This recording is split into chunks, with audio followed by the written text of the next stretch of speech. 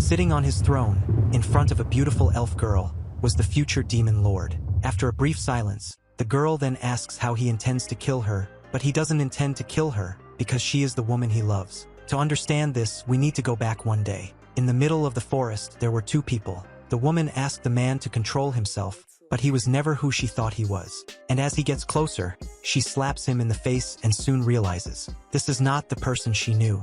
He reveals that he is a mage and intends to rip off her face, as the face of a virgin is worth a lot. He would have done it if it weren't for the man who arrives just in time, grabs him by the head, and asks how they dare cause such a commotion in his garden, and that he was almost asleep when they woke him up. The man he is holding soon realizes who that person is and says that they are both mages, that he could share his research if he is let go. But the man, already knowing what the research is about, just kills him right there. Watching this, the girl faints, and he soon thinks that she will end up traumatized by this, and then he conjures a reversal magic circle. In this circle, the man's blood returns to him, and the woman's clothes are mended. However, this does not revive people. He then notices that the girl has a church cross medallion, and remembers that they are natural enemies of mages. But without caring about that, he was just going to send her to the city. However, another mage appears and interrupts his magic circle. The mage in question is named Barbaros, and he asks what Zagan, our protagonist, was doing. He says he was just punishing a criminal who invaded his garden. But hearing Zagan call someone a criminal makes Barbaros laugh. Looking at the girl on the ground, Barbaros says she has a lot of magical power and asks if he is going to use her as a sacrifice. But Zagan quickly says that this kind of magic is not for him, and then sends the girl somewhere else. Barbaros says he could have given her to him, but Zagan says not to abduct people in his territory, or he will be seen as a criminal. After finishing the conversation, Zagan says he is going to sleep, but Barbaros says he has interesting news. One of the demon lords has died. There are 13 mages with this title, and one died a few days ago. And then he says that a grand auction will be held to sell his legacy, and so they head to the auction city. On the way, Barbaros tries to borrow money from Zagan, since he was the one who talked about the auction. But Zagan quickly says to look for someone else if that's the case. Barbaros then says that Zagan could choose some women, but in response to that, he thinks they would just bother him. And then they arrive at the auction.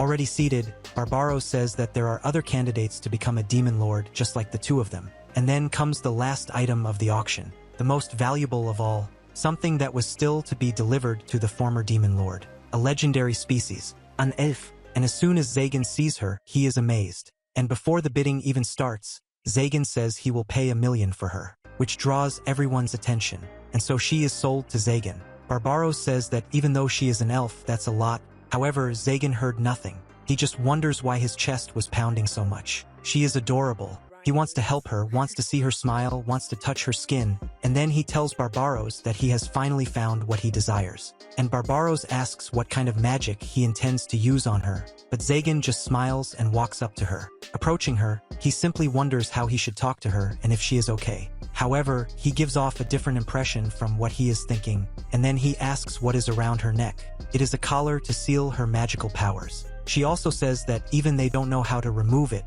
Then Zagan asks if she is conscious, and the presenter says yes, that she has been kept in her natural state since her capture. Zagan says he will believe it, as he would be quite annoyed if she couldn't speak. However, he only says this because he wants to talk to her, but it is understood as if he wants to do terrible things. And then we return to the moment from the beginning, with her asking how he intends to kill her. She says she wants to know so she can prepare herself. But he says he doesn't plan to kill her, and it would be a problem if she died. However, she understands that he doesn't want to kill her easily. Trying to change the subject, he introduces himself, saying he is a mage but has no interest in torture. She apologizes for the late introduction and says her name is Neferia and she has no surname. He thinks it's a beautiful name. She says if her name is difficult to pronounce, he can just call her Nefi. Zagan then asks if it is normal for elves not to have family names, but she says no. It is like this with her because she is a cursed child. Nefi asks the reason for his question, and she understands that he is checking the material,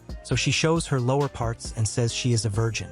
Zagan gets completely embarrassed because that wasn't what he wanted to know, and then he explains that he doesn't plan to use her as an experiment. In response, Nefi asks why he bought her then, but since he bought her because he fell in love at first sight, he simply says that she doesn't need to know. He then stands up and says she needs to choose a room before anything else, but she understands that he meant to choose a place to die, Zagan again says he doesn't plan to kill her, but she says she doesn't understand, and asks if she will be killed regardless of how he uses her. And now, literally, he says he bought her because he needs her. So he wants her to stop talking about dying. Still confused, she asks if he needs her, and he confirms that yes, he needs her and wants her to live for him. And so begins their story of living together. After that, Zagan takes her to the room area and asks if it can be somewhere upstairs. She misunderstands and says it can be by the neck or the wrist, it's all okay. Hearing that she misunderstood, he thinks she should have more love for life. And then they proceed upstairs. But while climbing the stairs, she slips and almost falls. But Zagan caught her in a stylish manner.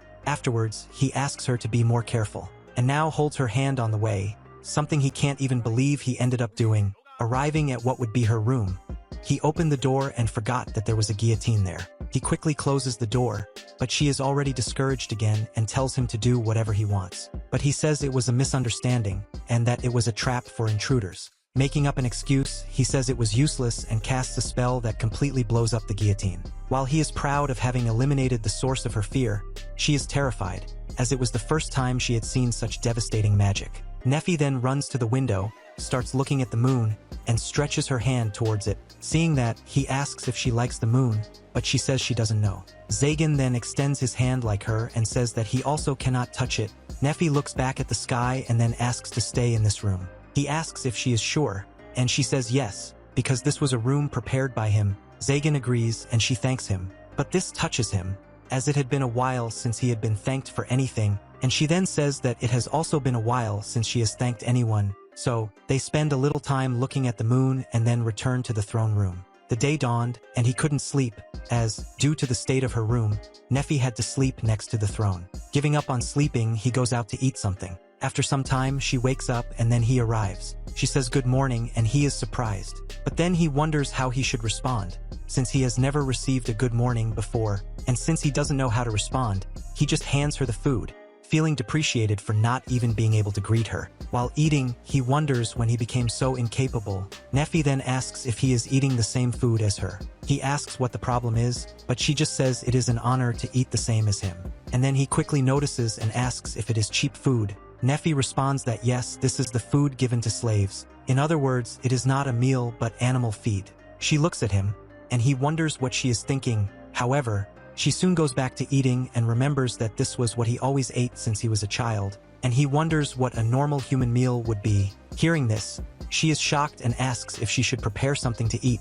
Zagan is startled and asks if she knows how to cook, to which she responds that she learned by watching, but at this moment, he is just happy to be able to eat a homemade meal from Neffy. And then he decides, saying they will go to the city to do some shopping. But when it comes time to pay for the transportation, he remembers that he spent almost everything buying Neffy. And as an excuse, he says they should take a walk there. On the way, he now thinks of a way to get money, wondering if he should have taken the money and belongings from the coachman before. But looking at Neffy, he immediately thinks he can't do that in front of her. Neffy hears a noise and quickly realizes they are bandits. She warns Zagan, but he doesn't care much, as they are just common bandits. However, he sees that Neffy is trembling. Seeing this must bring trauma to her, and as if to reassure her, Zagan casts a thunderbolt and quickly takes out one of the bandits. After that, he says they are nothing but trash. Noticing the presence of a mage, the bandits are frightened but soon attack him. Zagan catches the weapon and breaks it as if it were nothing, and with just one finger, he throws the man away. Having done this, he tells Neffy to stay behind him, and then a mage from the group of bandits appears and starts to invoke a magic circle. But what he didn't know was that Zagan could take his magic and use it to turn him into ashes. He then calls the other bandits to come at him, but terrified, they give up. And when he turns to look at Neffy, she is startled, and he wonders if he messed up again. He did all this to show that the bandits are nothing, that she doesn't need to be afraid, and he tells her that. But Neffy says the bandits didn't seem that harmless. The way she speaks makes the men laugh, and then they approach Zagan, saying that he is incredible and that it's a surprise to find a good mage. The carriage driver invites him to come along as a bodyguard, saying he will pay him for it.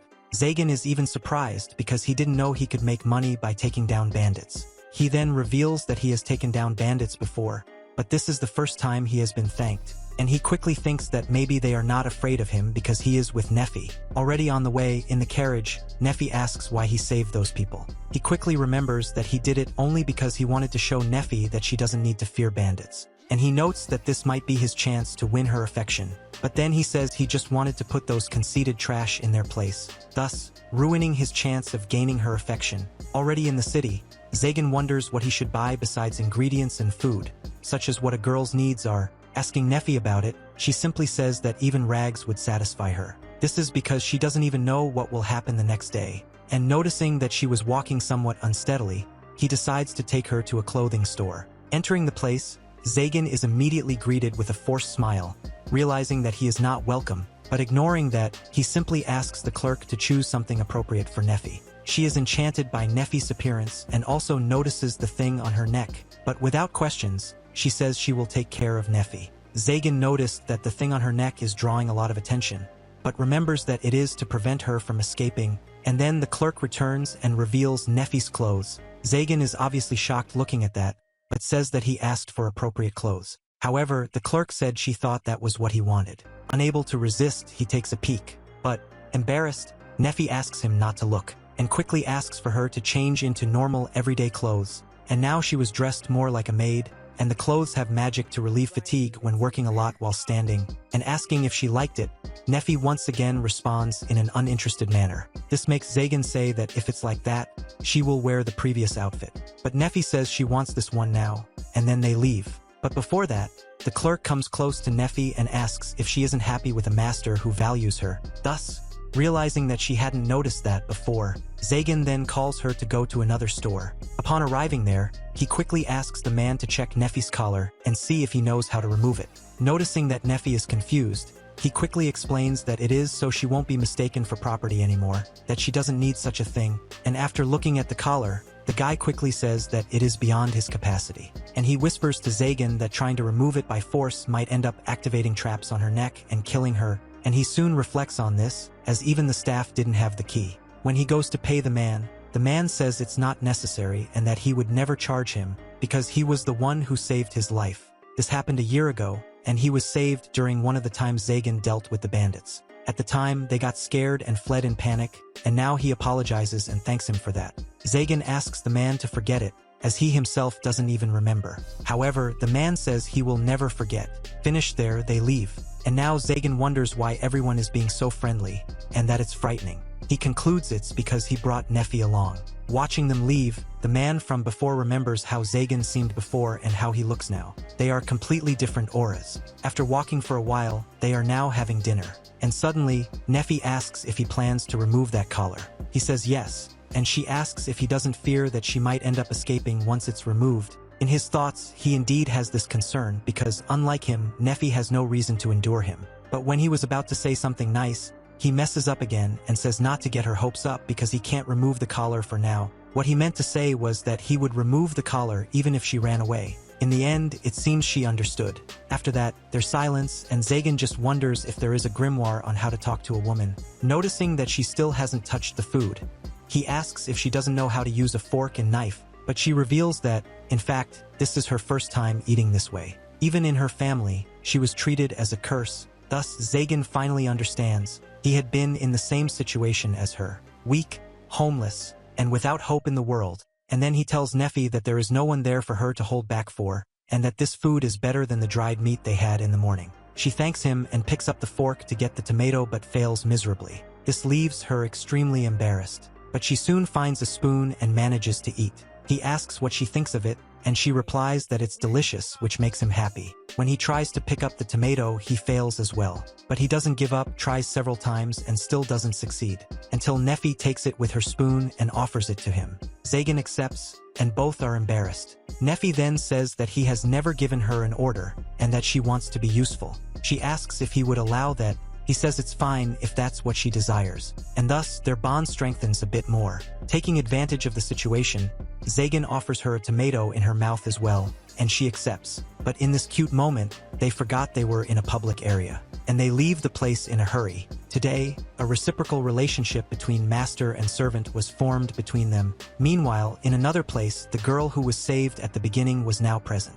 The priest notices she is downcast and asks what happened. She reports that she lost 4 sacred knights in the last mission, as there was an intruder among their ranks, and she thinks that she only managed to survive because Zagan saved her. A man with a cruel gaze, but full of loneliness, But the priest then informs her that the mission is not over, and that they found the true culprit. That Zagan is the real culprit. But she immediately says there must be a mistake. The priest says that even if he's not involved in this case, he is still someone that needs to be eliminated. She is hesitant, but then requests that this task be hers, as the Maiden of the Sacred Sword and Captain of the Sacred Knights. The next day, Zagan ends up having a nightmare about his past, when he was captured by a mage and marked in some way, but then he is awakened by Nefi. She informs him that breakfast is ready and asks if he would like to have it now. He asks if she was waiting there until he woke up, and she responds that she was observing his face. Leaving the throne, he calls her and wishes her good morning, and she says the same. This time he managed to greet her properly. Arriving at the dining room, he is surprised because it was a complete mess before, and he notices that there are even breads on the table. In that moment, he asks if they bought bread the night before, but Nefi says no because she prepared it, and he praises her, saying that this is one of the most beautiful breads he has ever seen. Nefi tries to disguise her happiness, but her ears are wagging like a dog's tail. Zagan asks if she has eaten already, but she says no, so he invites her to eat together. However, she informs that she only made a portion for Zagan. He asks if she didn't intend to eat, but she says she just forgot to make for herself. Hearing this, he invites her to share, and that she should sit. However, she also didn't prepare a chair for herself, so he tells her to sit on his lap. It takes her a moment to understand, but they both end up embarrassed. Nefi then says she would never do something so indelicate, but he says it's okay. But inside, he just wonders why he insisted so much. With no escape, Nefi sits, and he is perplexed that she actually did that. But not stopping there, Zagan now offers food to her mouth. She says it's mean, and he agrees. So he warns her to make food for herself next time too. But as an act of revenge, she also offers food to his mouth. He now reflects that maybe he should do that more often, and they stay like that until they finish the meal. Sometime later, Zagan was in the library. Nefi arrives and asks if he was researching, and Zagan asks if she understands those symbols, and if they are different from elven magic. However, Nefi says she doesn't know, because she can't use magic. But he finds that strange, since she has a huge amount of mana, and he begins to explain the symbols to her, informing that the more symbols a magic circle has, the stronger it will be. And he summons a mini lightning as a demonstration, saying that anyone could do that, just need to put mana. She then remembers that he had put circles only outside, and asks if it would be possible to put them inside. He likes her observation, and explains that it is possible, but also impossible. And he says that if someone were able to do that, that person would be, in theory, the strongest mage of all. Nefi says she understood the logic, and asks if anyone could use magic, as long as they understand its construction. Zagan soon realizes that she has a great sense for magic, and answers yes to her question. He then tells her that for a mage, research is everything, and that many put traps and tricks in places she should be careful. However, he was joking about her being careful, and says he has already made sure that nothing will be activated by her, which makes her call him evil. Zagan notices that she seemed happy, and she asks how he knows that, but he doesn't reveal that it's because of her ears. That said, she explains that she's happy because he's talking to her so naturally, and he soon remembers that he always talked to her very directly and to the point, but explains that when it comes to magic, he gets excited. Hearing this, Nefi asks to ask a question, and she asks what he wants after achieving his goal. This makes him pensive, and noticing this, she apologizes for the question. However, he soon says that he never really thought about it, and that maybe he wants to live? So he tells Nefi that when he was a boy, he used to steal to survive, but still, he liked that life. Until one day he was captured by a mage who used children in his rituals, but that he managed to turn the tables. And so he realized he needed to get stronger. And he says that if he were to want something, it would be eternal youth and longevity. Downcast, Nefi says she will never be able to be strong like that, but when Zagan approaches to say something, someone invades his garden. He warns Nefi that he has guests, and he will greet them, and he asks her to prepare dinner, but only for the two of them. After all, the guests won't be long. Outside, they discuss whether it's a magic barrier, then the Holy Knight breaks it, and Zagan soon appears to greet them. She greets him, but he doesn't remember her. The captain of the Holy Knights. Only after observing a bit, does Zagan remember who that girl was. However, when she tries to talk to Zagan, he says he's busy and casts a spell, which is defended by one of the knights. They ask to take care of him alone, but Zagan just asks them to leave soon. The first one advances towards him with a shield and axe, but he just puts magic on his fist and strikes the knight, throwing him away. Thus, he asks once again for them to leave. However, another night advances, even with the captain telling him to stop. But with just a finger, Zagan breaks his sword and flicks him on the forehead. With the man on the ground, he steps on his face and says he'll crush his head if he does anything, and that he never forgot the sound of a skull cracking. And when the captain was about to move, he tells her not to do anything. Understanding the message, she drops her sword, but asks why he mocks those he defeats. In response, he says it's to instill fear. If he kills them, they'll just be numbers to their superiors. But she says he's lying, and that he doesn't do it for self-preservation, and that there's a bigger reason behind it. He gets a little agitated with this, because the real reason is that he doesn't want to scare Nefi by leaving their bodies there. However, thinking she hit the nail on the head, she picks up her sword again and introduces herself as Chastel. So, she advances to attack. And because her weapon is one of the 12 holy swords, responsible for defeating the Demon King, she even manages to break through his defense. And with him just dodging her attacks, she asks if she's not worthy of being his opponent. To this question, he simply says he's not in favor of hitting a woman. However, the real reason is that he's become incapable of it, as she seems to be the same age as Nefi. Unsettled by this, she asks why someone like him would soil themselves with magic. But he simply asks if that's so bad. Furious, she says that it's evil used to oppress people. But he also questions her power, because they're unilaterally killing weaker mages. She attacks him again, and he traps her sword in the ground. And then he says he doesn't intend to justify himself, because people who live off others by stepping on them can't preach justice. This hits her hard, but she soon attacks him again. This time he holds the sword with his hands, just not expecting the sword to have enough force to throw him away into a tree. The sword glowed in a way that burned his hand and diminished his healing. She then launched another attack, which soon made him consider really having to kill her right there. However, she whispers in his ear to pretend he's dead. That, or the church won't give up on him until he's dead. He says he didn't expect something like that from a holy knight, but she says he didn't even kill one of her subordinates, and that there's affection in his eyes. And most importantly, she'll never forget that he saved her life. But then Nefi approaches, and Zagan tells her to stay away. However, one of the knights sees her and throws a spear in her direction, thinking she was an ally of the mage. Quickly, Zagan jumps in front of her and is hit in the hand while protecting her. And seeing her master wounded awakens an immense fury in Nefi, who now wants to kill the one who hurt him. Nefi suddenly begins to manipulate the forest around and directs it towards the man who injured her master. She captures him and was about to kill him right there, but Zagan stops her and says it's okay. She pauses, and now Zagan observes what she did. Wondering if this is her power, already inside the castle, she now wraps her injured hand.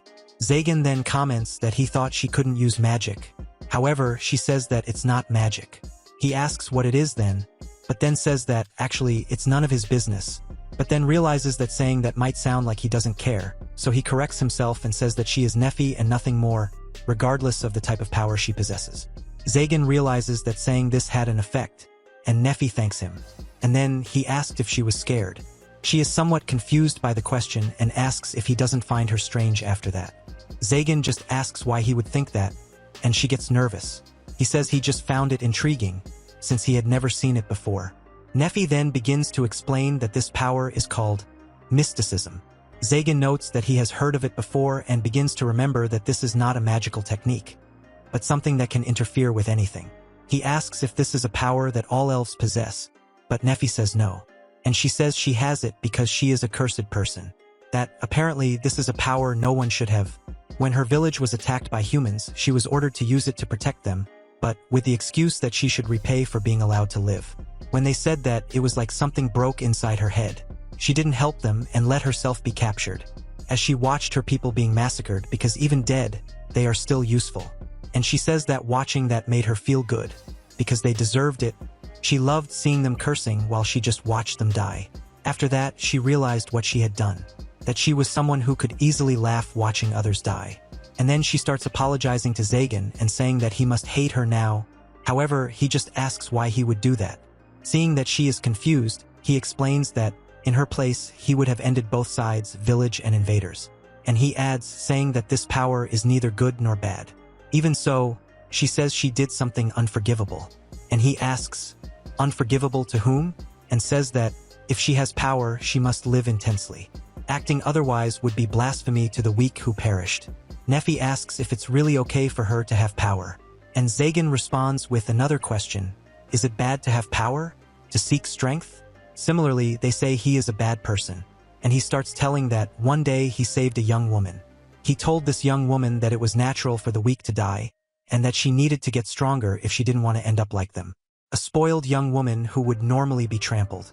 He regretted saving her, because not wanting to be like those pathetic people, he became strong. Someone who was abandoned by his own parents could never be helped by others. And that's why he fought desperately to become strong. In the end, he was considered superior, but there was nothing left. That's Zagan. Unsettled by Nefi being sad, he told her that. Approaching her, he asks her not to look so sad, and that he needs her. She asks if she can really stay there, and he says he can't imagine a life without Nefi. That said, she bursts into tears and Zagan comforts her. As night falls, she was ashamed for showing this embarrassing side. But he says it's okay. Looking at her hand that had been injured, he now notices that it was perfectly fine. And he asks if she healed him. She says she probably did, and he remembers it must have been when he touched her before. Thus, he thanks her. But this surprises her because somehow that was the first time he thanked her, and he didn't even realize he hadn't done that before. However, she says it's okay because she belongs to him. Bedtime arrives, and Zagan hears footsteps. Nefi appears and asks to sleep with him. He takes a moment to understand, but soon gets it. He asks if she knows what she's saying, but she says yes, and says there's only one bed in the castle, so then he snapped back to reality. She says he always sleeps on the throne, and that maybe it would be easier to rest if they were lying together. In other words, she's simply inviting him to sleep together. He says he's grateful for her consideration, but he can't leave that area of the throne because he needs to stay alert in case something happens. She says she thought it would be like that, so she sits on the floor and tells him to use her lap, and even starts waving her arms calling him. How cute. My God. He accepts the invitation, and she asks how he's doing. Zagan timidly says it's not bad. Inside, he thinks he doesn't even know where to look, and that it's very good. But then he asks the reason for this sudden invitation. Nefi says he allowed her to stay there, even after finding out about her power. So, she wanted to show her gratitude. Zagan says she didn't need to do that and, touching her face, he asks if she wouldn't like to learn magic, and explains that when he saw her using her power, she seemed to have no control, and that even though there are guarantees that he will help her control it, she will at least be able to protect herself. Nefi asks if it's really possible for her, and Zagan replies that she might even end up better than him. Nefi asks if it would be useful for him, but Zagan says he is already being useful. He asks if she would be able to protect him, but he says she already has protected him. And then she accepts. She wants to learn magic. So, from now on, Zagan says she is his apprentice. Nefi calls him and comments on what he had said in the afternoon about not understanding the feelings of the weak. He says he really said that. She says he said it as if it were nothing, however, it's very difficult. He asks why she thinks that. Nefi replies that she doesn't know very well, but that, at that moment, he seemed very sad. And pulling him into her arms, she says he's not bad, that even though he doesn't mention it, she will never forget his kindness. And so, he sleeps. A few hours later, already in the afternoon, Barbaros goes to visit Zagan. He says he heard that Zagan had been attacked by knights, but that he isn't even hurt. Zagan says they were too weak. Nefi then serves a drink to Barbaros, and seeing her, he gets a fright. He asks if she's the elf from before, and Zagan says yes. Barbaros says he thought Zagan would use her as a sacrifice, but instead, he made her his servant. However, Zagan corrects him and says she's actually his apprentice. And again, he's startled. Zagan says he has spells that cannot be cast, and in those cases, Nefi will be very useful. Hearing this, Barbaros connects the show in front of the castle to her power, and he asks Zagan if he's really aiming for the Demon King's throne. In his head, Zagan reflects on it. Even without the Demon King's throne, he wonders if he would be able to prevent other mages from getting their hands on Nefi. But to Barbaros, he asks if there's any reason not to. Seeing how well they're getting along, Barbaros asks if he happens to like her, but Zagan just asks if there's any harm in liking his apprentice. He says that, then, even Zagan has a human side within him. After the conversation ends, Barbaros leaves. Zagan then wonders why he came there. Nefi asks if he's her friend, but Zagan says he's definitely not. But Nefi says he seemed to be enjoying himself. But putting that aside, he calls her to start fixing the barrier and teaching her the basics. so she follows him. In the following days, Nefi learned the basics of magic. She reached a point where she could use magic even if the collar was removed, but controlling mysticism still remained difficult. And without even realizing it, a month had passed since he bought Nefi.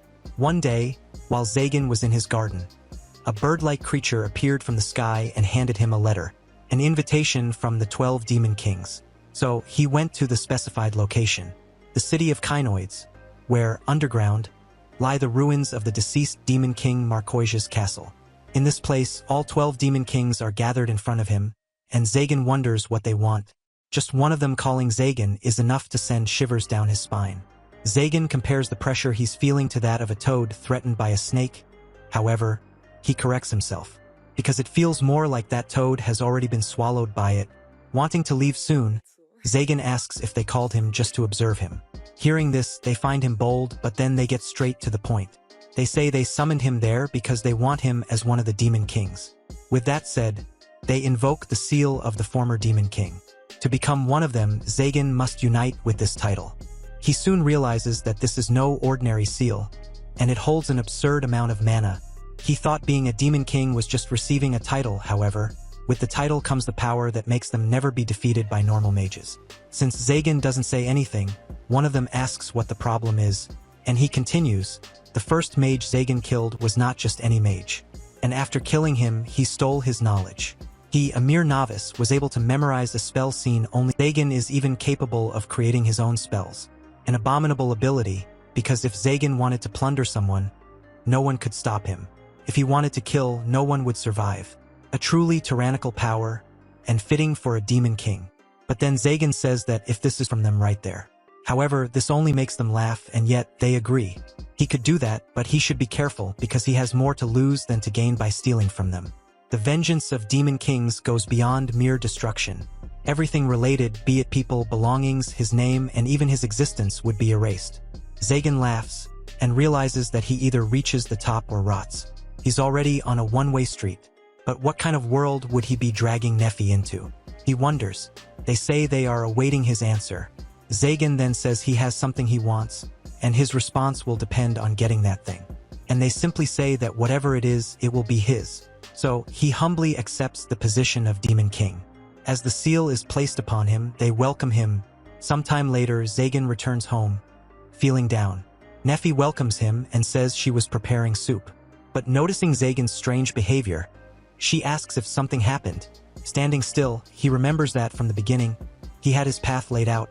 But Nefi managed to show him where the sun shines. He tells her that he has become a demon king. A king among mages, whom others follow. Nefi congratulates him, but it doesn't end there. He also tells her that he has obtained the legacy of his predecessor, the one who bought her. He shows her the key to her collar and says that now he can set her free. And so he does. She was still confused by everything, but without letting her speak, Zagan says that now that he has become a demon king, he no longer needs her, and he tells her to leave. Now, in a corner of the city, Nefi was alone. She wonders why she's in that place, as she was making dinner for her master. But as she looks down where she was sitting, she sees that her old collar was there, broken. And then she remembers. She was discarded by Zagan. And then she begins to remember everything he had said, about giving her a room, eating together, and everything, that despite saying he needed her, in the end, he did this. But Nefi notices that even after all that, she still can't cry. A young woman finds her, specifically the Holy Knight. She soon realizes that this is the one who was with Zagan, and Nefi also remembers her. Getting up, Nefi asks if she came there to kill her. And even though the girl says she doesn't want trouble, Nefi insists that she can decapitate her if she wants.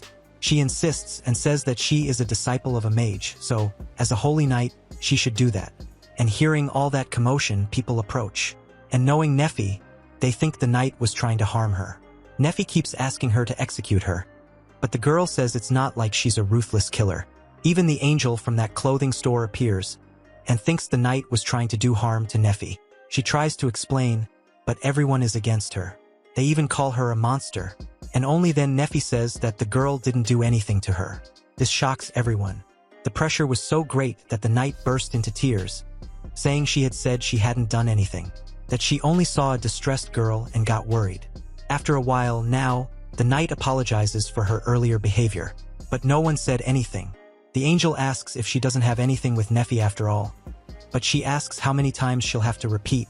Nefi interrupts her, saying that she indeed didn't do anything before, and that the one who hurt her master was someone else, who has already learned their lesson.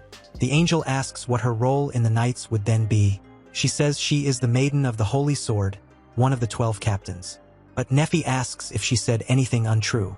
This makes her sad again, and Nefi wonders if she would be shy, as she seems so brave in service. The waitress arrives and serves a meal, but Nefi says she can't accept it because she doesn't have money. However, the angel says it's just a courtesy from her. While the other two argue in the background, Nefi notices that this was the same meal she was preparing for her master, what finally makes her cry. The two girls don't understand anything, and Nefi bursts into tears. The angel pulls her close and says they can cry on her shoulder. Moments later, Nefi explains to them what happened. The knight then says she thought Zagan was someone worthy, but in the end, he just used her.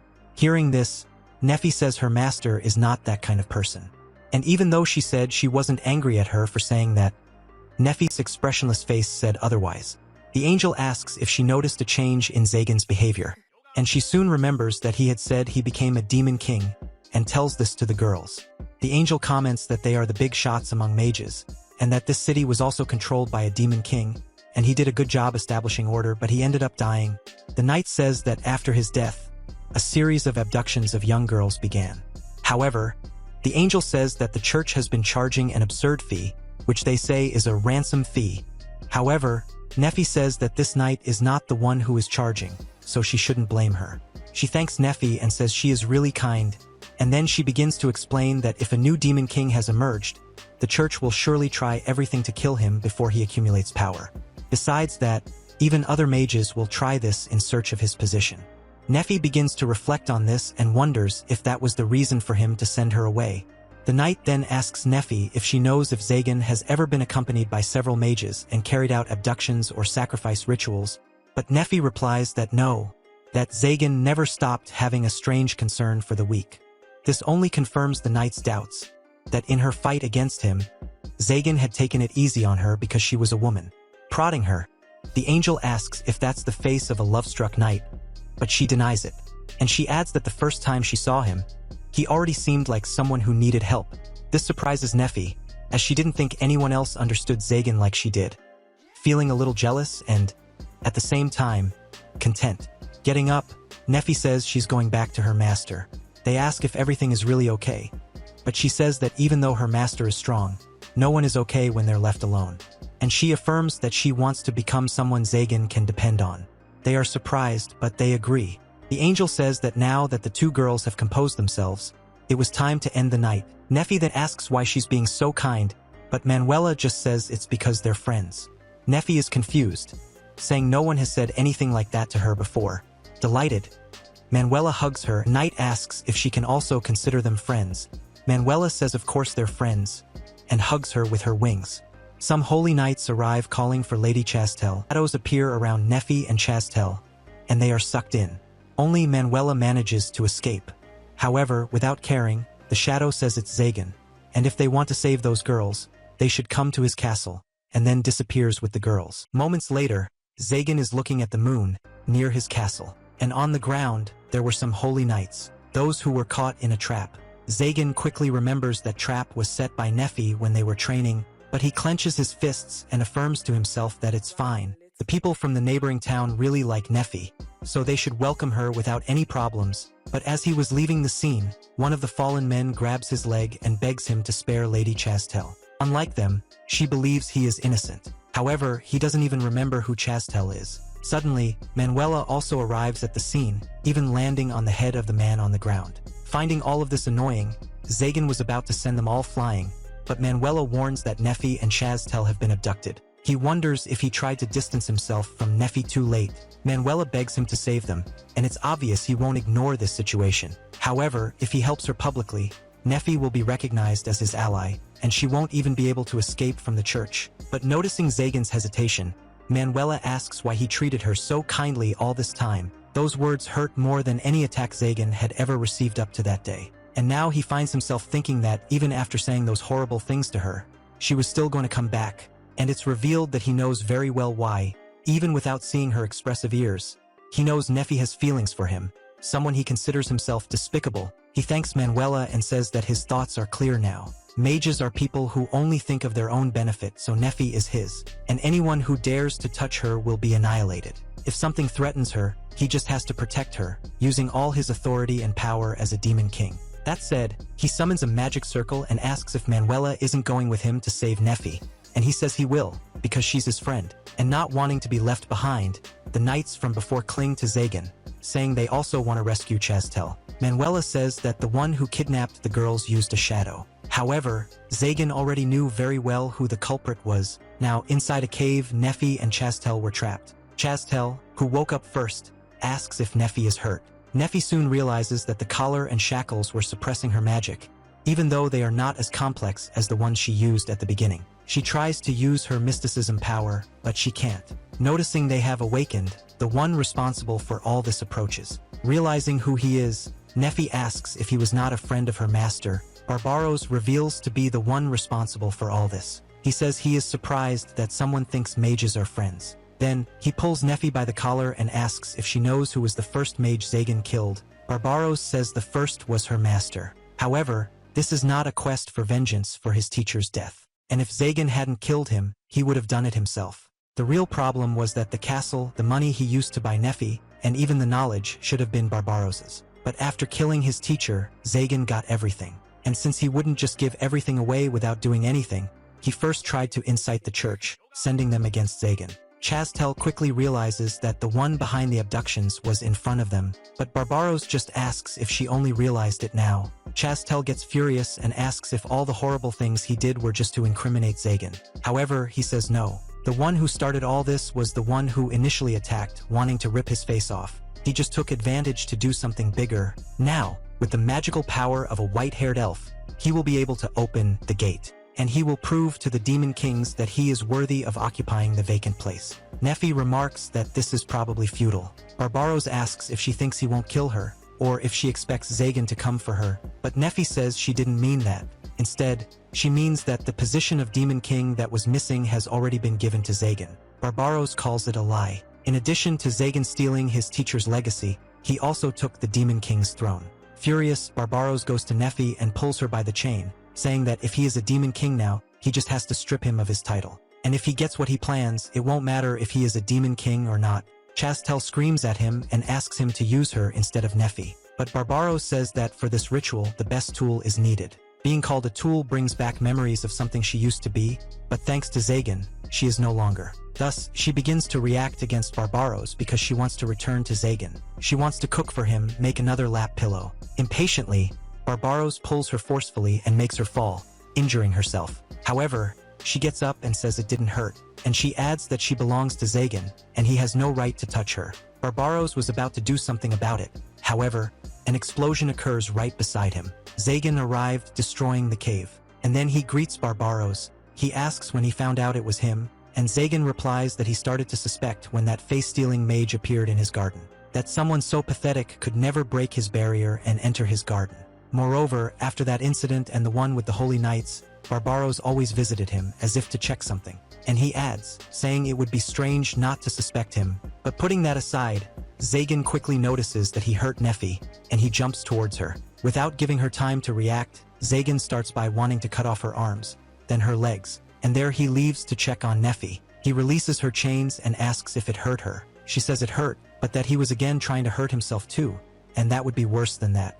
And she adds, saying she could never be at peace knowing he was hurting himself, and asks him not to shut himself off again. However, right behind them, Barbaros was healing, and then he was about to launch an attack. Nefi panics, but Zagan tells her not to worry because nothing will happen. And so, the circles summoned by Barbaros disappear. He doesn't understand, and tries to summon more, but nothing works. Nefi also doesn't understand anything, and asks what was happening. Zagan asks her if she remembers when he talked about the most powerful magic of all, the one of placing magic circles not only outside, but inside. He explains that if you do this by copying the same circle as the opponent's, and then adding your own extra circles, the magic of your enemy becomes yours. The first time he did this was when he drew with blood on his hand, the same magic as the one who kidnapped him.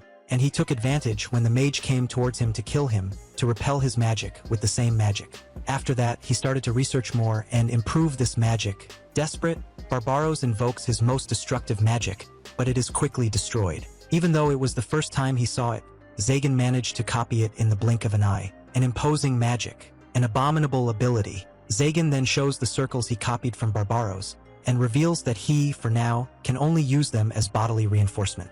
But he will continue to develop it, and he adds, saying that he finally gained a title. His title is the Mage Killer, and he delivers a tremendous punch to Barbaros that destroys everything around. On the ground, barely able to speak, Barbaros realizes, if a mage like him raises his fists, not even a demon king can stop him. Zagan approaches, and now Barbaros asks him to wait, and admits that he lost, and that he will never show up there again. That he will even give him his research. Already close enough, he asks if they are not friends, but Zagan raises his fists, and asks if there is such a thing among mages, and he delivers another punch to Barbaros. However, this one missed. Zagan smiles, and tells him not to be so scared. Barbaros doesn't understand, and Zagan says he has no reason to kill him. He asks if he was feeling sorry for him, but Zagan says he can afford that luxury. Furious, Barbaros says he will definitely kill him if he lets him live. But Zagan says that if he tries again, he just has to subdue him again. Besides, he will be different from the other demon kings.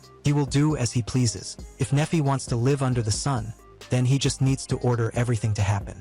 And he says that if he doesn't like something, he just has to show his strength. Barbaros gives up arguing and calls him arrogant. But what would a demon king be without his arrogance? The girls were safe and everything seemed fine, until another magic circle appears on the ground. Barbaros says that wasn't him. At that, Zagan wonders if he interfered with something when he hit the ground with his punch. Feeling a bizarre mana, Zagan just asks what the hell Barbaros was trying to do there, and he reveals that he was trying to summon a real demon. There is a theory that magical inscriptions were left by gods and demons from ancient times, and Zagan just wondered if they could summon those true demons. A huge shadow is summoned, and everyone is terrified. It looks at that, and that looks back. At that moment, Zagan noticed humans are no match for that thing. The thing moves its arm, and Zagan thought it would be his end. However, it just bows and asks what would be the orders of its master. No one understands, but Zagan soon realizes that thing didn't bow to him, but to the Demon King seal. He just wonders, what the hell did he end up inheriting?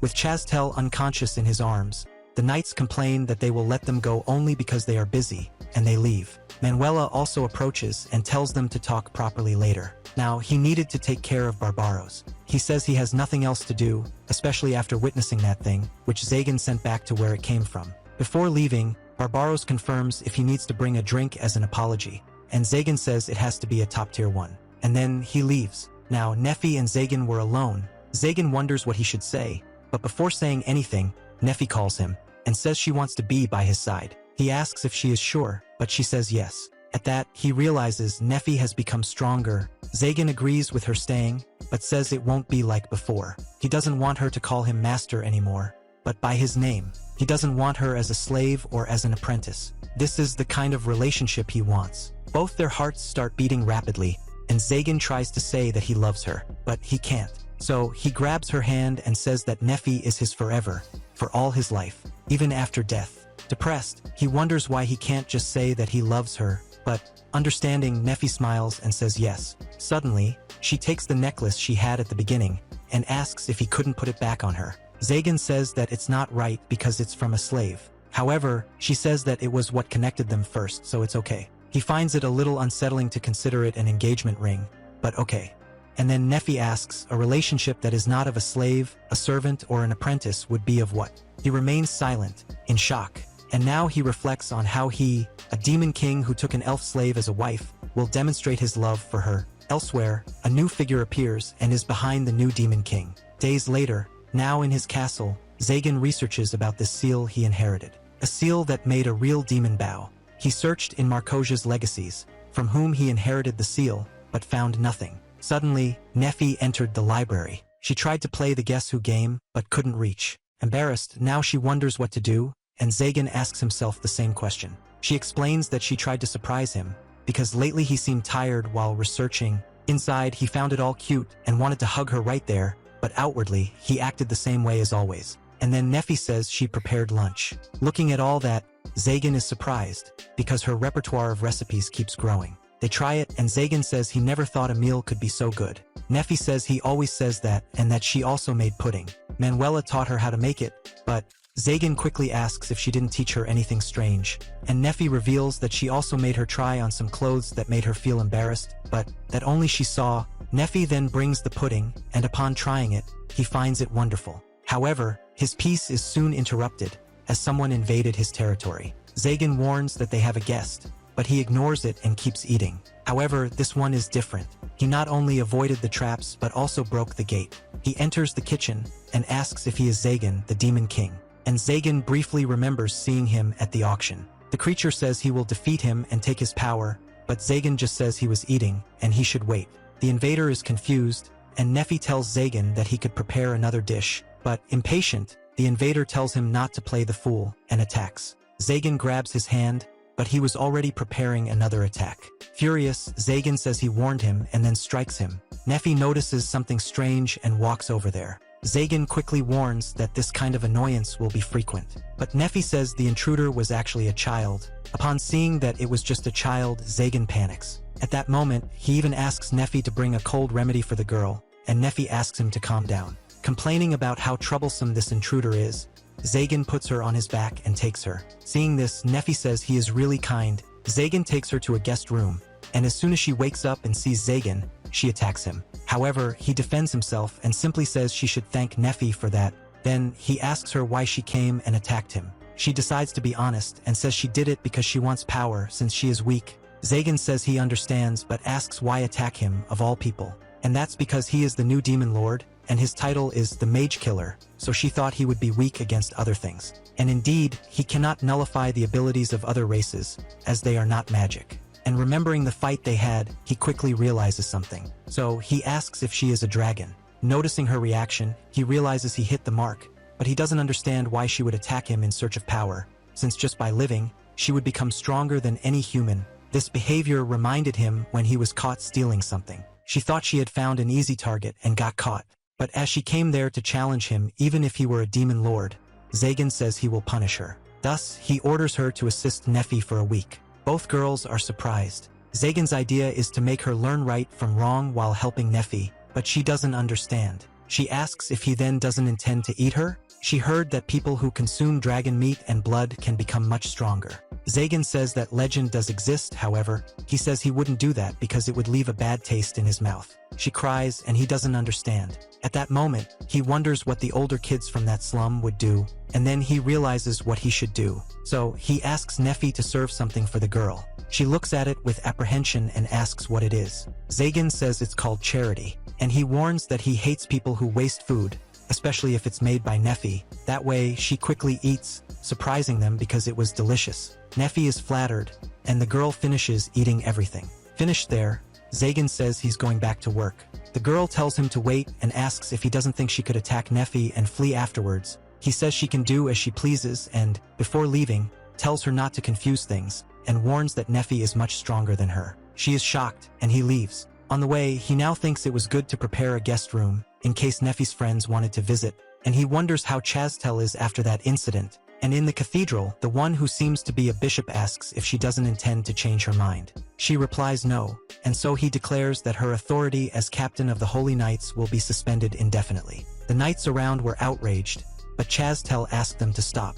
At this moment, she realizes that her resignation is a bigger problem than the emergence of a new demon lord. In other words, eliminating Zagan would only be a show of strength by the church. Now she realizes all of this and decides not to swing her sword following orders anymore. She will follow Zagan's example and do what she wants. And noticing that she seemed not to be bothered by this decision, Grace, the bishop, says he will try to protect her. However, he can only do something about politics. And he warns that the bearer of the Holy Sword, the terrible Raphael, is on his way there. Knowing who he is, she is frightened. Grace says that man is a cruel person, and says he doesn't know why he's coming there. Chastel tries to think of a reason for this, and thinks it could only be a purification. Back at Zagan's castle, he was spying on Neffy with the troublesome intruder. He said he was going to work and leave them, but ended up getting very worried. The girl asks if it was Neffy who prepared that soup. Neffy replies yes, and she says again that it was very good. Thus, she says Neffy can call her fall.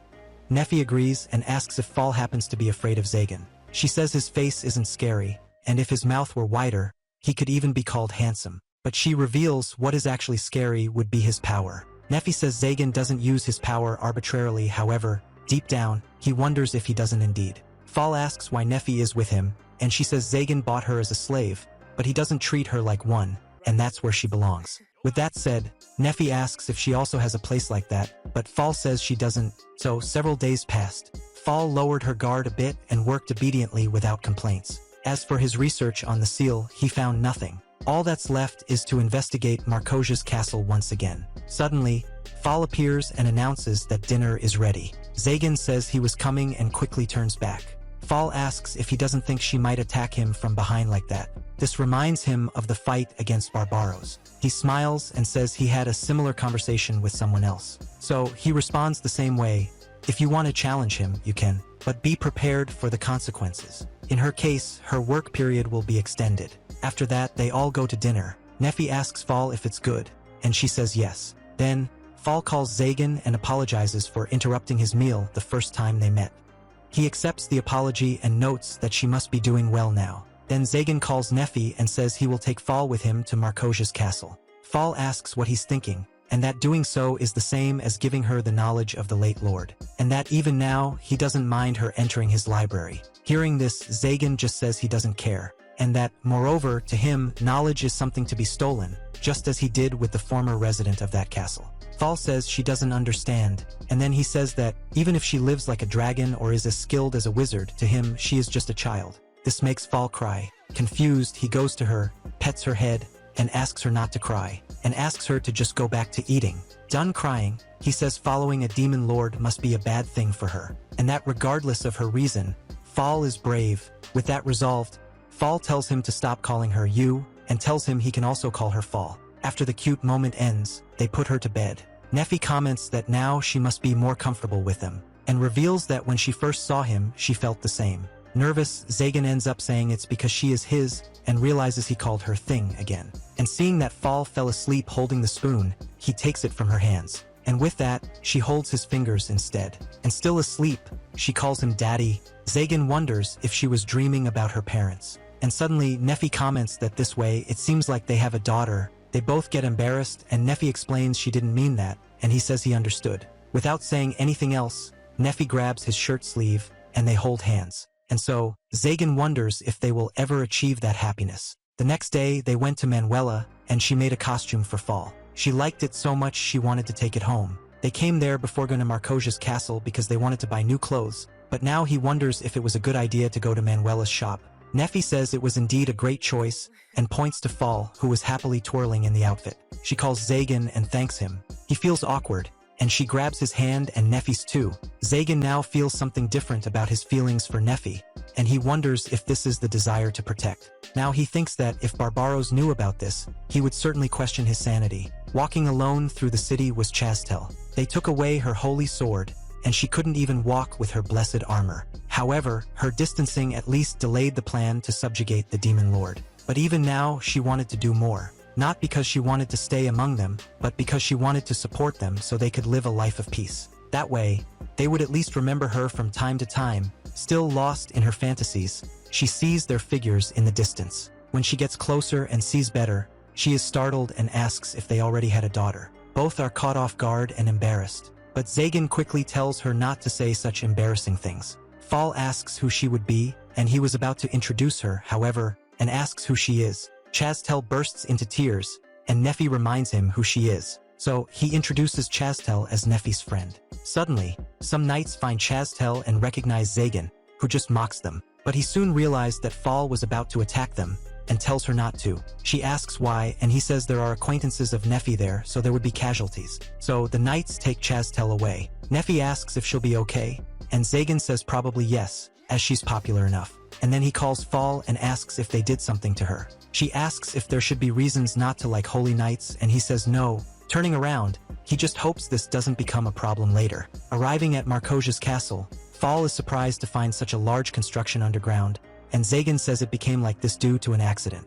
Looking at all that, she feels a familiar feeling and tells Zagan that dragons used to live there in the past. This is news to him, and she explains that the structure of the cave is similar to where she lived, and even the smell of magic is the same. They enter, and only silence and darkness fill the place. Neffy was scared, so she held Zagan's hand along the way. They find a pillar with something that looked like a golem or a chimera. He says it must have stopped working after Markosia's death, but they must be careful not to touch it. And they delve deeper into the castle. Fall shows a magic circle she found, saying it's the formula of a dragon. For her discovery, Zagan praises her and pets her head. Then he asks what that means. She says it's a door, and he asks her to open it. As Fall opens it, Zagan notices that Neffy seems restless. She seemed to want something, and he wonders if it's head scratches, since he did it to Fall before. He calls her and tells her not to move. Then he starts rubbing her head frantically, and she wiggles her ears happily. However, they forgot that Fall was there, and after noticing her, she says she already opened the door. They follow the path until they reach a giant door. This one reveals Markosia's immense library. Zagan asks them to gather all the books that mention demons or have the seal of the Demon Lord. Fall seemed a little down, so Zagan says that, since Markosia's lived for a millennium, he hopes to live that long too. Fall asks if they could always be together, and he says he won't stop her from going wherever she wants. She hugs him and says she's okay with him. Suddenly she notices a strange book, and Zagan asks to see it. It was the Book of the 12 Holy Swords, and it had the seal of the Demon Lord. He notices that the scriptures are similar, and soon realizes that if he investigates the Holy Swords, he can discover more about the Demon Lord's seal. But that now, in the cathedral, Chastel stood before Raphael Hunrindel. She greets him, saying it's an honor to meet him. Having heard of her before, Raphael asks if she is the Maiden of the Sacred Sword. He mentions hearing that she was undergoing penance, yet she seems quite well. Chastel responds that his words are an honor, and then he asks, "How many mages have you killed?" She knew he would go straight to that question, as Raphael was one of the knights who killed the most mages and would kill an apostle like her. Nonetheless, determined, Chastel replies that she doesn't think it's a number to be proud of. He becomes furious, and Chastel's companions grumble for her to choose her words more carefully. Then Raphael laughs and says it's been quite a while since someone spoke to him like that and that she must be the first woman to do so. But nonetheless, she can be proud of that honor when she dies. The knights order Chastel to step back and stand in front of her like shields. But before Raphael could do anything, the bishop arrives and interrupts. Raphael calls him Clavel and says he's of no use to someone who has nothing but titles. The bishop replies that he may be of no use, but he will protect his knights. Putting that aside, he approaches and asks if he is depriving Chastel of her sacred sword and where it is. He says the bishop must return her sword because the sword chooses its own owner, and as long as that user is alive, no one else can use it.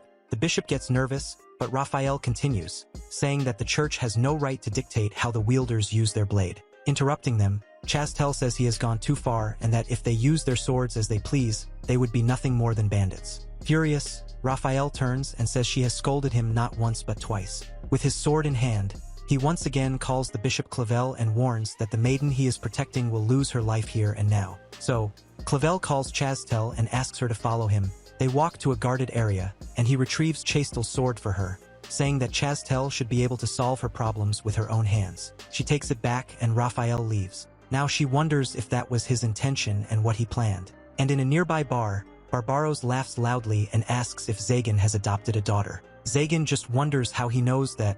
Zagan explains that after picking up new books from the Demon Lord's palace, he was called by Barbaros and returned to the city. However, Barbaros is already drunk and still hasn't said what he wanted. Zagan was about to leave, but he grabs him and says he shouldn't go now because he brought the tasty drinks he asked for. Barbaros asks him to tell more about his daughter, and Zagan says it should be someone he knows. Barbaros thinks for a moment, and as he drank, Zagan thought that if he didn't notice, then no one should know that Fall is Veilvar and a dragon. As if reading his mind, Barbaros remembers Veilvar, and he comments that he recently attacked him, asking what happened to him. Barbaros wonders if he's still alive and heard rumors that he was a dragon. Even his corpse a great catalyst, and it's because of people like him that he must hide Fall's identity. But still not realizing, he asks again who the girl is. Zagan says that to him, she is his daughter. Barbaros bursts into laughter again but then gets straight to the point. He warns that apparently, there's a troublesome guy coming from the church and thought to warn him. He's known as the Mage Hunter and has already killed 499 mages, choosing Zagan as his 500th kill. Zagan says it's strange for a holy knight to kill so many mages alone, and Barbaros says he apparently killed and ate a dragon. He soon remembers Fall, and now understands her hostility. Barbaros says the church does not approve of hunting dragons, so this is unofficial information. Zagan says Barbaros is being quite straightforward, and he says he came to apologize and give him his tribute. And besides, mutual contribution isn't a bad thing since he's quite capable. Zagan says if he were more admirable, perhaps he could trust him a bit and ask what he wants. Without beating around the bush, he asks to manage Marcosius's legacy, and is immediately refused. Zagan says he would only hide things from him, and Barbaros confesses he would obviously do that. Zagan says he'll get some books for him, and Barbaros thanks him, saying he's a generous friend. As they converse, someone approaches. Zagan asks what the dragon-slaying Holy Knight is like, and he says he's a huge old man with a giant scar. Noticing him approaching, Zagan tells Barbaros he's seen him before, and so, he comes close enough for Barbaros to notice him. Startled, Barbaros stands up and asks why he's there, but without answering, Raphael just stares at him. This is enough to scare him and make the bartender faint. As he still doesn't say anything, Barbaros is about to attack him but is stopped by Zagan, who devours his magic. Zagan says there's an empty seat and invites him to sit. Hearing this, Raphael says that for a demon lord, he's reasonable and then sits down. Facing each other, Zagan reveals that he invited him in the flow to sit down, but he just came there to drink a little and doesn't want to get involved with him. On the other side was Barbaros. The bar owner asked him to heal his daughter who was unconscious, as he seemed to be on Zagan's side. The waitress delivers the drink, and Zagan then asks what the Dragon Slayer wants with him. He says his name is Raphael and he heard about Zagan, and came there to see him face to face. Zagan says his face must not be as they tell, but Raphael says he's much more wicked than the rumors he heard. Barbaros finished helping the girl and was already leaving when Raphael commented that he heard Zagan kills mages as a hobby and what he will do with those who are there. Reluctantly, Barbaros returns. Raphael says that was a foolish question, but it's better to be safe than sorry. Zagan didn't imagine he was like this, and then Raphael says he heard that Zagan has already faced Chastel and asks if she was strong, and Zagan says she was the strongest person he ever faced. As if understanding something, Raphael says she will then be a threat to the church. Zagan initially doesn't understand, so Raphael explains that she opposed the elimination of a demon lord, and that's reason enough to execute her. Zagan didn't think she would be so careless, and says she's someone who won't live long. Raphael agrees and gets up to leave. Suddenly, Zagan connects the dots and concludes that Raphael was seeking justification to kill Chastel while checking how they are related. He tells him to wait and says that Chastel is highly regarded in this city, and there are people who would mourn if she died. And he warns that this city is his territory, and if Raphael is reckless, he will destroy it. Raphael is surprised that a demon lord wants to protect someone like her, but Zagan simply says it's part of his pride. Raphael laughs, says he's exactly as he expected, and before leaving, says that Zagan is truly the evil that drives the church mad. After he leaves, the people in the bar finally calm down. Zagan says he doesn't like him, but Barbaros says it's common for a mage not to like a knight, and asks why he doesn't just kill him already. Zagan agrees but asks Barbaros to do it. Irritated, Barbaros asks if he wants him to die, and Zagan says yes. However, he tells him to first check on Chastel. Barbaros asks why he has to go, and Zagan explains that Barbaros holds the title of Purgatory. He can easily enter and exit a dimension. He asks if he's sure he wants to save a holy knight, but Zagan just says he'll pay him later and tells him to go already. Barbaros quickly leaves, and only now does Zagan notice something. He left without paying the bill. Sometime later, Zagan returns to his castle, and Neffy greets him. He says she's still awake, and Neffy says it was Fall's idea because she wanted to wait for him, but in the end, she fell asleep. Neffy says she heard from Fall that Zagan said he would stay with her for 1,000 years, and that surely made her happy. Zagan strokes her head and reflects that dragons live for over 10,000 years, so it must have been difficult when Fall lost her parents. Neffy then comments that she also wishes they could stay together for so long. Hearing this, Zagan says it's obvious he'll always be with her. Content, Neffy agrees. Suddenly, they realized they were very close to each other. Enchanted, Zagan thinks he didn't know her eyelashes were so long, and that she must have just taken a bath because he smelled shampoo and her hair was damp. Unable to resist any longer, he puts his hand on her face. They get even closer, and just as they were about to kiss, Barbaros arrives shouting, and they quickly pull away, embarrassed. Barbaros tells him to at least answer him, and furious, Zagan approaches him and says he'll chop him into pieces. But then he shows Chastel, whom Zagan asked him to check, and quickly says she was poisoned. Zagan calls Neffy to help treat her, and that wakes Fall up. However, she sees Chastel and her sacred sword. Automatically, she jumps toward her to attack. Barbaros doesn't understand anything, but Zagan stops her from reaching Chastel. He asks why he stopped her, and he says she's his guest, and she shouldn't kill her. Fall continues furious and explains that she became a mage to avenge the Holy Knights, and that it was a wielder of the sacred sword who killed her father. Zagan says he understands, but that it's not Chastel who's responsible for that. Fall says Zagan is making a beginner's mistake and he knows it. However, Zagan says that's not revenge. Because revenge is about making your enemies suffer, defeating them in fear and despair, so they beg for death. They didn't expect him to say that, and he continues, saying she should only kill them when she's satisfied, because simply killing them won't give satisfaction. Fall asks if he has already taken revenge, and he says yes. However, he failed because he killed him immediately. Barbaros, with Chastel already foaming at the mouth, soon realizes what he's talking about. But, ignoring that, he tells Fall he will teach her to get revenge, and fortunately there are plenty of torture devices there. After the conversation ends, Barbaros asks if it's really okay to say that to his adoptive daughter. Moments later, lying on a bed, Chastel wakes up. Zagan, who was by her side, tells her she finally woke up. She's surprised, but he just tells her not to forget to thank Nephi for curing her poisoning. She seemed confused, so Zagan asks if she remembers anything. She says she was summoned by an anonymous letter. The person who delivered it claimed to be from the symbiotic faction. They are a group that believes the church should serve as a means to keep mages under control, but not to kill them.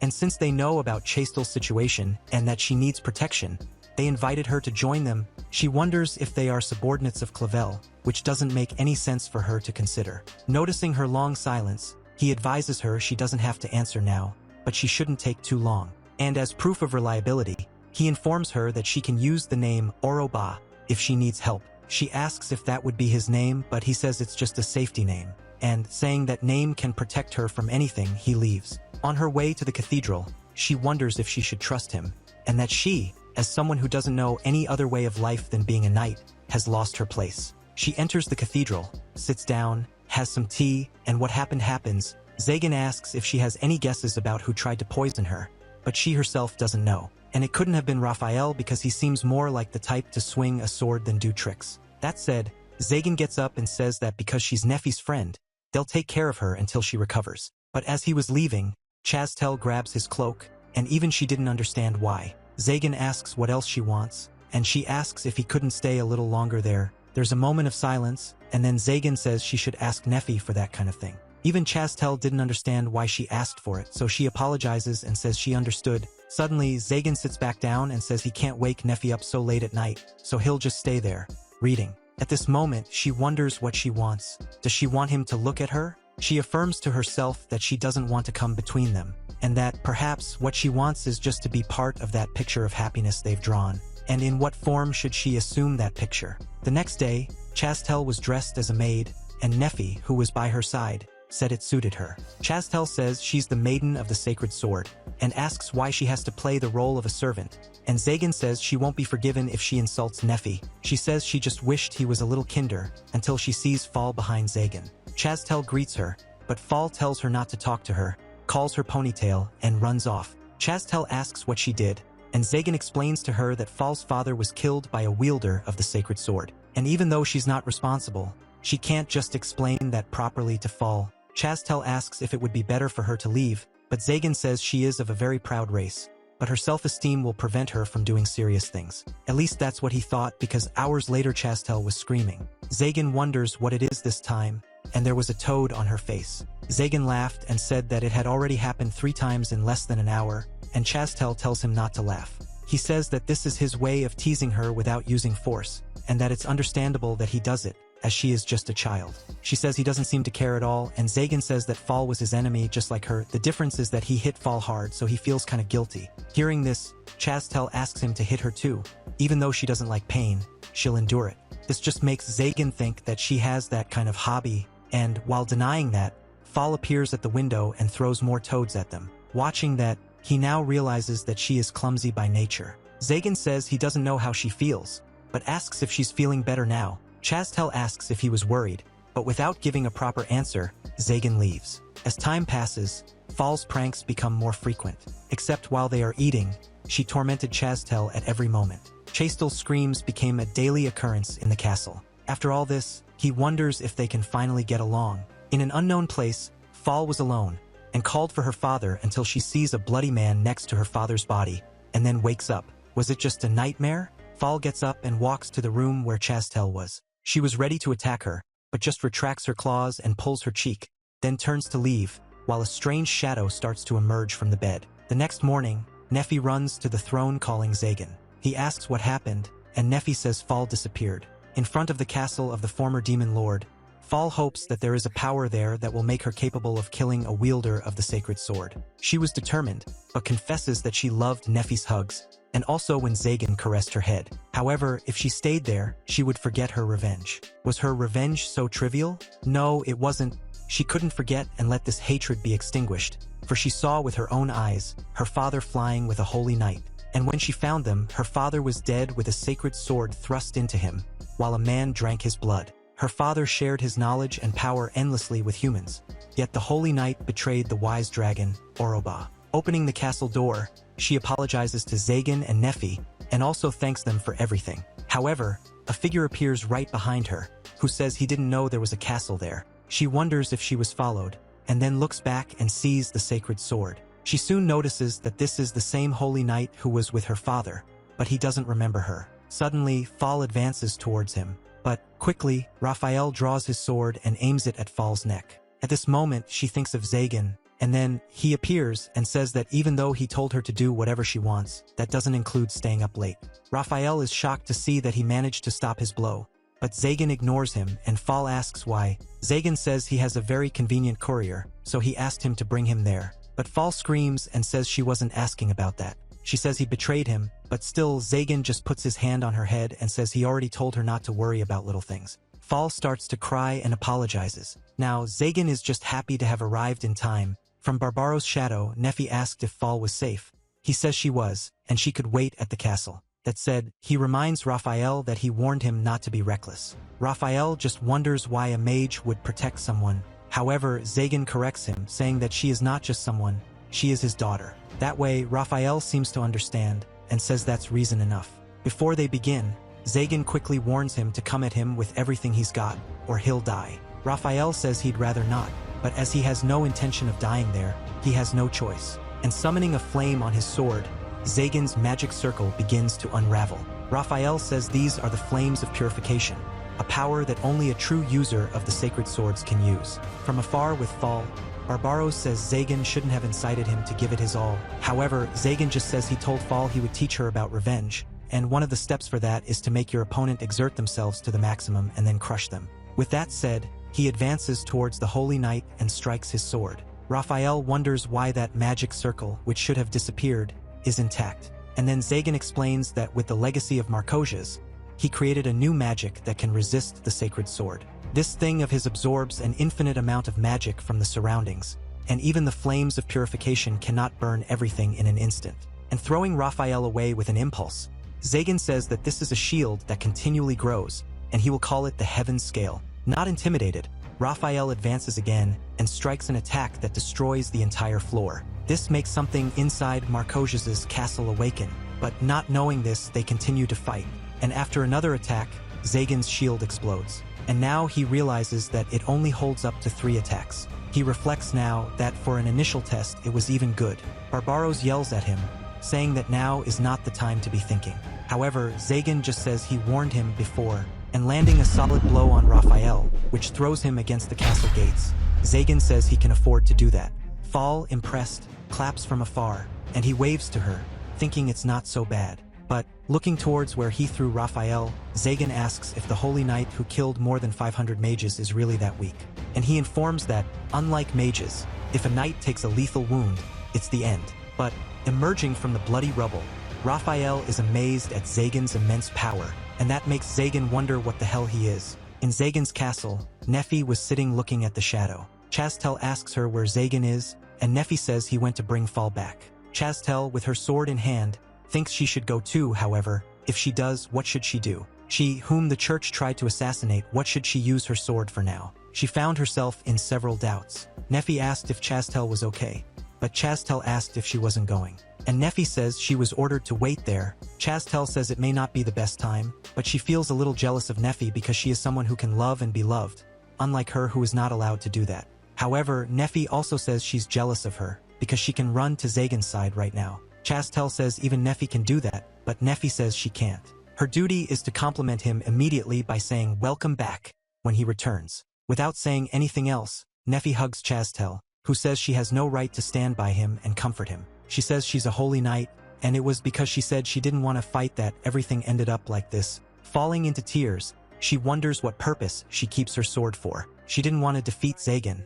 She wanted to fight alongside him. Nefi says that even when they first talked, Chastel managed to understand that Zagan was truly alone. Nefi says she was jealous at first, but then she was very happy. Happy that there was someone besides her who also understood Zagan. Chastel now realizes that Nefi is really strong. She saved Zagan from his loneliness, and is able to talk to her like this. Chastel asks why she does this for her, and Nefi says it's because they are friends. Recovered, Chastel thanks Nefi, and remembers that now she has nothing else to lose, so she'll go without hesitation.